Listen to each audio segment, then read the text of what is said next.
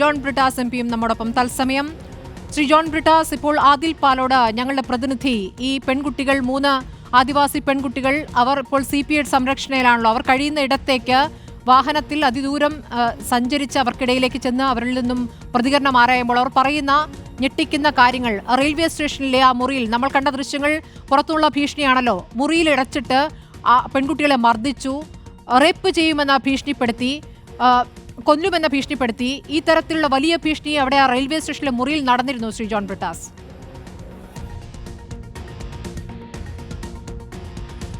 വളരെ വ്യക്തമാണ്. ഞങ്ങൾ ഏതാനും ദിവസം മുമ്പ് ദുർഗ് സെൻട്രൽ ജയിലിൽ പോയി ജയിലിലുള്ള കന്യാസ്ത്രീകളെ കണ്ടപ്പോൾ, അവർ ജയിലിലുള്ള സമയത്ത് കണ്ടപ്പോൾ ഇത് തന്നെയാണ് ആ കന്യാസ്ത്രീകൾ പറഞ്ഞത്.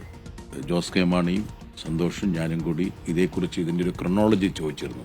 അപ്പോൾ ഇപ്പോൾ നിങ്ങളുടെ ചാനലിനോട് ആ പെൺകുട്ടികൾ വെളിപ്പെടുത്തിയ കാര്യം തന്നെയാണ് കന്യാസ്ത്രീകൾ പറഞ്ഞത്. എനിക്കൊന്ന് കുറച്ചും കൂടി കന്യാസ്ത്രീകൾ സൂക്ഷ്മമായിട്ട് പറഞ്ഞു. അതായത് ഈ 3 പേരെയും വ്യത്യസ്ത മുറികളിലേക്ക് കൊണ്ടുപോയി ബജ്രാന്തുള്ള ആൾക്കാർ, ഒരു മുറിയിലാക്കിയില്ല.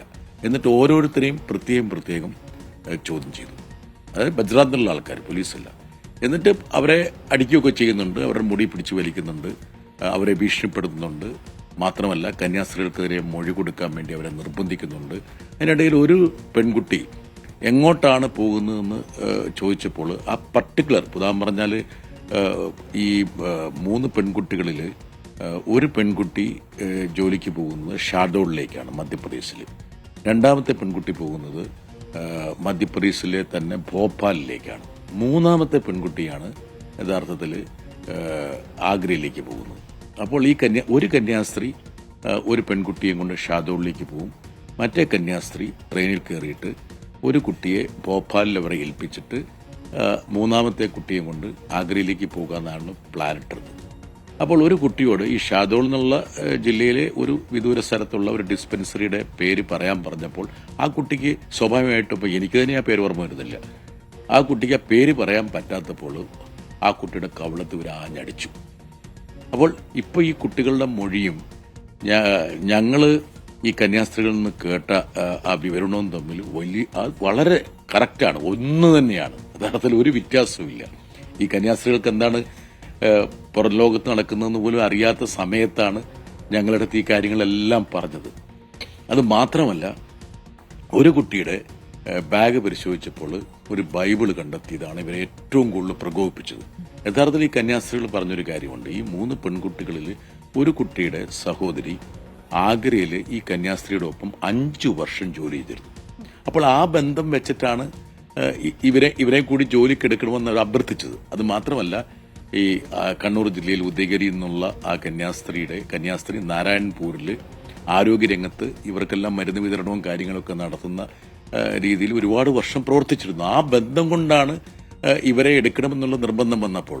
അത് മാത്രമല്ല, ഈ കന്യാസ്ത്രീകൾ അവരോട് പറഞ്ഞിരുന്നൊരു കാര്യമാണ്. അത് മിക്കവാറും ഇത്തരത്തിലുള്ള കുട്ടികൾ ജോലിക്ക് പോകുമ്പോൾ സാധാരണതയിൽ ആ സഭയിലെ കന്യാസ്ത്രീകൾ അവരോട് പറയും, ഞങ്ങൾ ആശുപത്രി നടത്തുന്നുണ്ട്, ഡിസ്പെൻസറി നടത്തുന്നുണ്ട്, അതുകൊണ്ട് നിങ്ങൾക്ക് 1 വർഷം കഴിഞ്ഞ് നിങ്ങൾക്ക് താല്പര്യമുണ്ട്, നിങ്ങൾക്ക് ആ സ്കില്ലും കൂടി, അതായത് നഴ്സിംഗ് അസിസ്റ്റന്റിന്റെ ജോലി കൂടി വേണം ഞങ്ങൾ സംഘടിപ്പിച്ചു തരാം. അത് മാത്രമല്ല, എനിക്ക് തോന്നുന്നു അവിടെയൊക്കെ നഴ്സിംഗ് അസിസ്റ്റന്റ് കോഴ്സിന് പോകണമെങ്കിൽ ഒരു കോഴ്സുണ്ട്, 10ാം ക്ലാസ് വരെ പഠിച്ചാൽ മതി. അപ്പോൾ ഈ 3 പെൺകുട്ടികളും 10ാം ക്ലാസ് വരെ പഠിച്ച കുട്ടികളാണ്. 10ാം ക്ലാസ് പാസ്സാകണമെന്നും നിർബന്ധമില്ല. അപ്പോൾ ഇതൊക്കെ കന്യാസ്ത്രീകൾ ഞങ്ങളോട് ഏതാനും ദിവസം മുമ്പ് ജയിലിൽ പോയപ്പോൾ പറഞ്ഞ കാര്യങ്ങളാണ്. ഇതൊക്കെ തന്നെയാണ് ഈ കുട്ടികൾ മൊഴി പറഞ്ഞിരിക്കുന്നത്. അതുകൊണ്ട് നമുക്ക് അറിയാത്ത കാര്യങ്ങൾ, ആ പെൺകുട്ടികൾ പറയാത്ത ചില കാര്യങ്ങൾ, അതായത് ഓരോരുത്തരെയും വേറെ മുറിയിൽ വെച്ചിട്ടാണ് ഈ ഭീഷണിപ്പെടുത്തിയെങ്കിൽ ഏതെങ്കിലും ഒരാളിൽ നിന്നും വ്യത്യസ്തമായ ഒരു മൊഴി കിട്ടുകയാണെങ്കിൽ അത് വെച്ച് ആക്ട് ചെയ്യാമെന്നുള്ള ദുരുദ്ദേശമായിരിക്കുമല്ലോ അതിന് പിന്നിൽ. ഏതായാലും ഇതിൽ വളരെ ഗുരുതരമായ മൊഴികളാണല്ലോ ഇപ്പോൾ പുറത്തു വരുന്നത്. ശ്രീ ജോൺ ബ്രിട്ടാസ്, കേസ് എടുക്കേണ്ട സമയം അതിക്രമിച്ചിരിക്കുകയാണ്. ഈ ജ്യോതി ശർമ്മ, എത്ര കേസുകളുണ്ട് ഇവർക്കെതിരെ? ഇപ്പോഴും അവർ ഭീഷണിപ്പെടുത്തി അവിടെ സ്വതന്ത്രമായി അവർ വിലസുകയാണല്ലോ. ഇപ്പോഴും അവർക്കെതിരെ ഒരു കേസ് എടുക്കാൻ അവിടെ പോലീസ് തയ്യാറാകുന്നില്ല. നിങ്ങളുടെ അടുത്ത ആക്ട് അതിലേക്കല്ലേ വേണ്ടത്?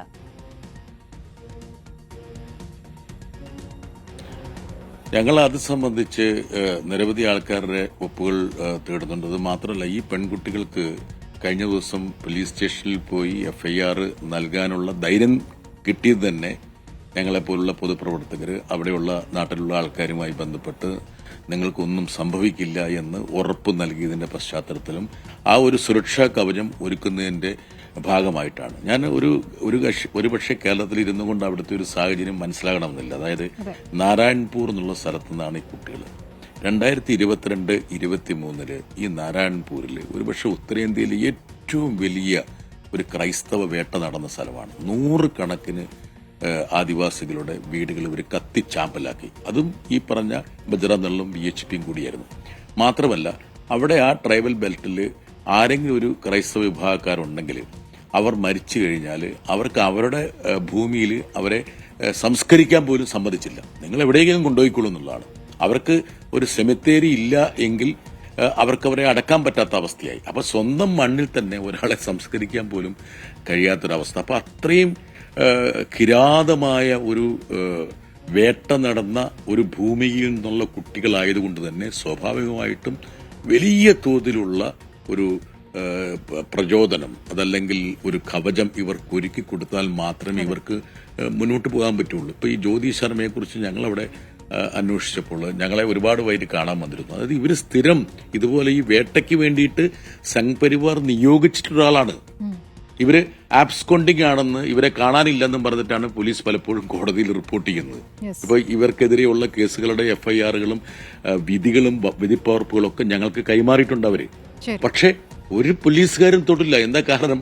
അതായത് ഇവരാണ് പോലീസിനെ നയിക്കുന്ന ആൾക്കാർ. ഒന്ന് ചിന്തിച്ചു നോക്ക്, നമ്മുടെ ഗവൺമെന്റിലെ ജോലിക്കാര് എന്തിനേറെ റെയിൽവേയിലെ TT പോലും ഓർഡർ എടുക്കുന്നത് ആരിൽ നിന്നാണ്? റെയിൽവേ TTക്ക് ഒരു പരാതി ഉണ്ടെങ്കിൽ റെയിൽവേ TT ആരോടാ പറയേണ്ടത്? അതാണ് ആ ദൃശ്യങ്ങൾ പുറത്തേക്ക് വന്നു എന്നിടത്താണ് വെളിവാകുന്നത്. ശ്രീ ജോൺ ബ്രിട്ടാസ്, ആ നിലയ്ക്ക് ഈ ലോകം അത് കണ്ടിരിക്കുന്നു. അതുകൊണ്ട് തന്നെ ഇതിലിനി കള്ളത്തരങ്ങൾ സാധ്യമല്ല. നിയമ പോരാട്ടം, അതോടൊപ്പം ആ കുട്ടികൾക്കും കന്യാസ്ത്രീകൾക്കും ഒപ്പം ചേർന്നുള്ള പോരാട്ടം തുടരുക. വളരെ നന്ദി ശ്രീ ജോൺ ബ്രിട്ടാസ്, അങ്ങയുടെ തിരക്കേറിയ സമയത്തിനിടയിൽ ഞങ്ങളോട് പ്രതികരിച്ചതിന്.